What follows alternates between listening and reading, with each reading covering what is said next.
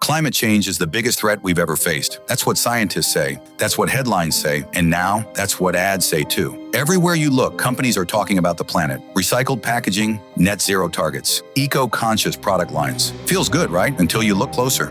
All their ads have soft lighting, gentle music, forest views, and happy people buying more stuff. So what's really going on here? Simple. They've figured out something powerful. People care about the planet, and that care can be monetized. Welcome to the great greenwash, where the saving the earth and making billions go hand in hand. Think about the last time you bought something labeled sustainable or eco-friendly. Did you pay more for it? Chances are you did, and that's not an accident. When a company makes a product carbon neutral, what actually happens? Sales jump and their profit margins expand. Take New Belgium Brewing, for instance. The first carbon neutral beer in America saw sales surge right after the announcement, not because it tasted better, but because consumers felt better buying it. This happens everywhere now. Companies market ordinary products as sustainable, then charge 10 to 30% more for them. Your soap, clothes, coffee, suddenly they're green and cost way more than they used to. But here's the thing. Much of what makes these products sustainable is minimal change wrapped in maximum marketing. For corporations, this is the perfect strategy. They tap into our fear-anxiety about climate change and offer us a solution through our purchases. We pay more to feel we're doing something good, while it's all going into their pockets for shareholder returns. But it goes deeper than just charging more for green-labeled products. Climate change is creating entirely new markets worth trillions, and corporations are racing to dominate them. Look at electric vehicles.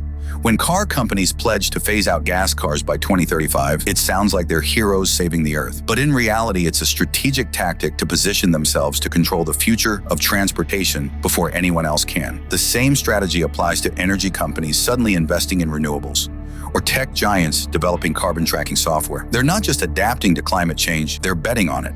They're establishing ownership of solutions that everyone will eventually need. It's like selling umbrellas when you know it's going to rain, except they profited from the system causing the storm.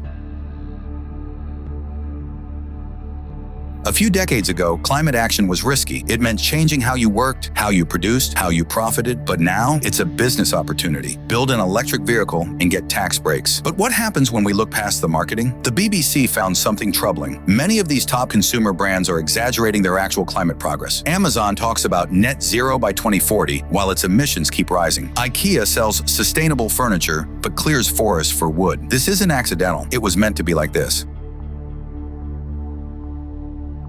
The strategy goes even further. Companies use climate action to boost their image while working behind the scenes to protect their business interests. Coca-Cola highlights its World Without Waste initiative to consumers while opposing regulations on single-use plastics that could impact its bottom line. This approach gives them control over both narrative and policy. They define what counts as sustainable business on their own terms. They set voluntary targets instead of facing mandatory ones. They join climate coalitions to influence global standards, ensuring those standards align with their profit goals. It's easy to feel powerless in all this, like we're stuck in a system that sells us both the problem and the fake solution. But here's something worth remembering. These tactics work because people care about the planet, about the future, about doing the right thing. So don't stop caring, just start asking better questions. Not, is this product eco-friendly, but who benefits if I believe it is? The climate crisis is real, but so is the corporate playbook built around it.